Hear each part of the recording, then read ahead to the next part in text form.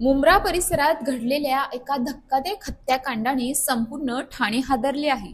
सुरुवातीला साधी बेपत्ता व्यक्तीची तक्रार वाटणारे हे प्रकरण पुढे जाऊन थरारक मर्डर मिस्ट्रीमध्ये बदलले.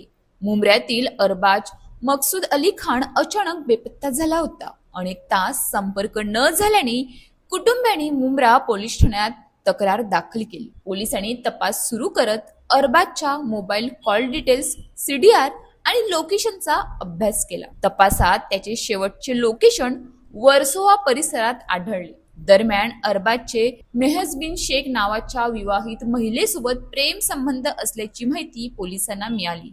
चौकशी दरम्यान मेहजबीनने सुरुवातीला पोलिसांची दिशाभूल करण्याचा प्रयत्न केला, मात्र तांत्रिक पुरावे समोर आल्यानंतर तिने गुन्ह्याची कबुली दिली. मेहजबीन, तिचा पती हसन शेख, भाऊ तारिक शेख आणि मित्र मोजम पठाण यांनी अरबाजला वर्सोवा येथे बोलावले होते.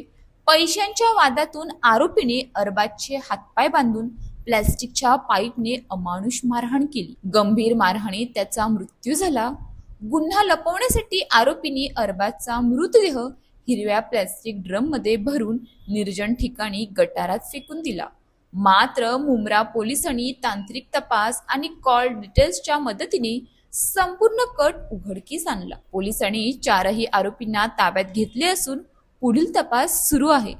राग, लोभ आणि विश्वासघात यामुळे आयुष्य उद्ध्वस्त होते. कोणताही वाद हिंसेने नव्हे तर संवादाने सोडवला पाहिजे. दिनांक 3 एप्रिल 2024 ला मुंब्रा पोलीस स्टेशन हद्दीत राहणारे अरबाज मकसूद अली खान हे दादर येथे कामाचे पैसे आणण्यासाठी जातो असे म्हणून घरातून निघून गेले होते.